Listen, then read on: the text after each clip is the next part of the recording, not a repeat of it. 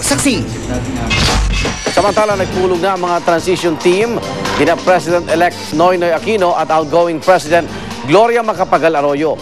Pinag-usapan ng detalye ng magaganap na inaugurasyon ni Aquino sa June 30.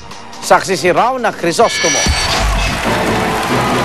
Ang inaugurasyon ni President-elect Noynoy Aquino ang naging paksa ng kauna-unahang pagpupulong ng transition team ng kampo ni outgoing President Gloria Arroyo at ni Aquino kanina. Kwento ni Presidential Management Staff Director General Elena Bautista Horn, naging matiwasay naman daw ang pag-uusap na ginawa sa Malacanang nitong hapon. Binalikan ng dalawang transition team ang mga dating inaugurasyon ng mga pangulo ng bansa para pagbasehan ang gagawing inaugurasyon ni Aquino. Ang ina ni President-elect Aquino na si dating Pangulong Cory Halimbawa, nagpaalam sa nooy incoming President na si Fidel Ramos sa araw mismo ng inaugurasyon nito, saka sumakay sa kanyang pribadong sasakyan kung saan inihatid pa siya ni FBR. Si FBR naman, ipinasyal pa si Joseph Estrada sa palasyo bago magpaalam. Gayunman, pagdating sa lugar kung saan gaganapin ang panunumpa, sabi ng palasyo, kampo na raw ni Aquino ang bahala. The inauguration is really the day of the incoming president, no? So we would want to give them the liberty to make the plans and decisions, at nandito po tayo para sumuporta dun sa kanilang mga plano. Sa Quirino Grandstand sa Luneta, nakaugali ang manumpa ng mga pangulo ng bansa, maliban na lang kay Cory na nanumpa sa Club Filipino sa Green Hills, Erap sa Barasuin Church sa Bulacan, at maging si Pangulong Arroyo sa Cebu City. We are more inclined to pick the Quezon Memorial Circle because of its historical value, being the monument of our first president. Hindi pa man siya kung paano personal na magpapaalam si Arroyo kay Aquino, sigurado raw na magiging maayos ito sa kabila ng kanilang mga pagkakaiba. I think both presidents' statesmanship will evolve to go through the tradition and for the country. The way we are being treated by Malacanang, right? They're very, very cooperative and very cordial. And I think even President Jenny has called the president-elect already. I don't see any problem in the transition. So it's gonna be very smooth. Ako si Rauna Crisostomo, ang inyong saksi. Pasado na ang victory parade ni Vice President-elect Jejomar Binay bukas. At habang papalapit ang kanyang pag-okupa sa pangalawang pinakamataas na pwesto, hinihiling ni Binay na ilipat ang Office of the Vice President sa lumang City Hall ng Makati. Kung bakit, alamin sa report ng saksing si John Consulta. The Honorable Jejomar Kapawatan Binay, Vice President of the Republic of the Philippines.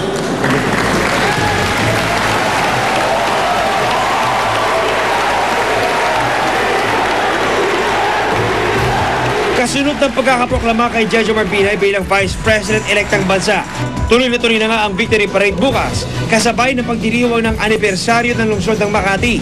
Kanya-kanya ng gimmick ang mga participants sa pagpapaganda ng mga kalahok na float. Handaan na rin ang mga posters at tarpaulins ng pagbati para sa bagong Vice President-elect na taga Makati.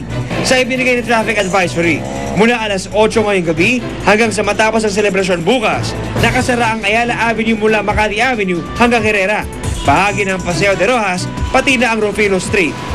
Di nga maitago ang galak kay Vice President-elect Binay na umagang-umaga pa'y nakipaglaro na sa kanyang mga apo. Dumalo rin siya sa isang misa ng pasasalamat kasama ang may bahay na si Dr. Elenita Binay. Kwento ni Binay, hanggang ngayon hindi pa sila nakakapag-usap ng masinsinan ni President-elect Noynoy Aquino.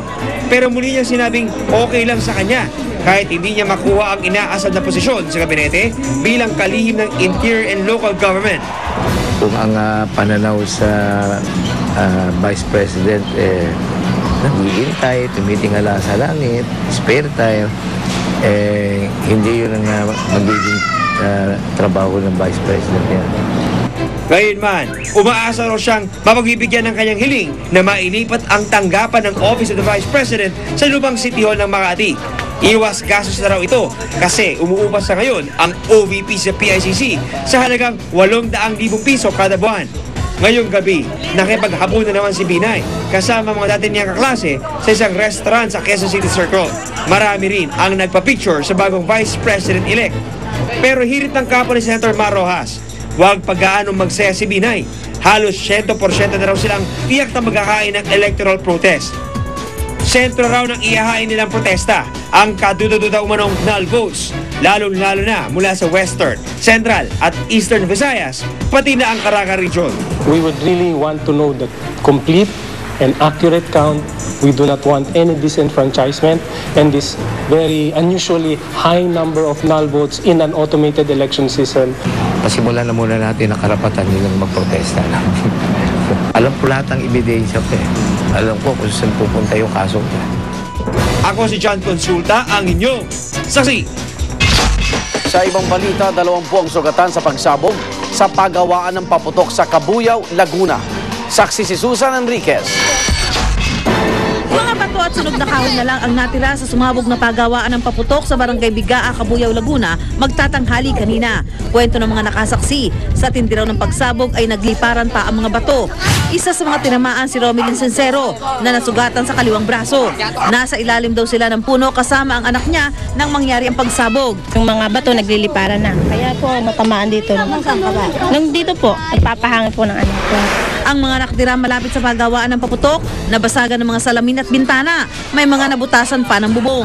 Sa lakas po ng pagsabog, yung bato po ay pampol.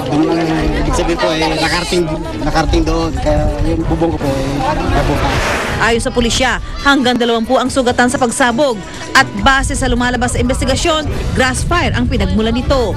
Nag-start ang pagsabog dahil sa grass fire na kung saan pumasok ang usok sa nasabing gawaan at posibleng ito ang naging cause ng pagsabog dahil malamang ang usok is conductor. Sa grass fire po nag-umpisa. Basta narinig po namin, bigla na sumabog ng bodega. Dahil hindi raw ito ang unang beses na nagkaroon ng pagsabog sa nasabing pagawaan ng paputok, gusto ng mga residente na ilipat na ito. Ganito naman daw ang balak ng may-ari. Matagal na namin iniisip na lumipat talaga ng lugar. Magahan kami ng magandang lugar kung saan talaga dapat. Hindi biro ang issue ng kaligtasan sa mga lugar na pinagtayuan ng mga pabrika ng paputok. Enero nung nakaraang taon, animoy atomic bomb na gumalantang sa mga residente ng Barangay Conchu sa 13 Martires, Cavite ang pagsabog ng pabrika ng paputok na Star Maker. Sa Ground Zero, isang napakalaking crater ang tumambad. Halos napulbos ang lahat ng naririto. Alinsunod sa Republic Act 7183, hindi dapat bababa sa 300 metro ang layo ng pabrika mula sa pinakamalapit na residential unit. Ako, si Susan Enriquez, ang inyong saksi. At sama-sama natin saksihan, exclusive. Pagtugis sa robbery hold-up gang sa Pasay na nauwi sa barilan, kuwang-kuwa sa kamera. Sinaunang sapatos na natagpuan sa isang kuweba sa Armenia, natuklasang mahigit 5,000 taon na. At Noynoy look-alike ng Dagupan, may unsolicited advice sa President-elect. Balita ang hati, nag-iisang liga ng katotohanan. Sama-sama nating pagiging saksi.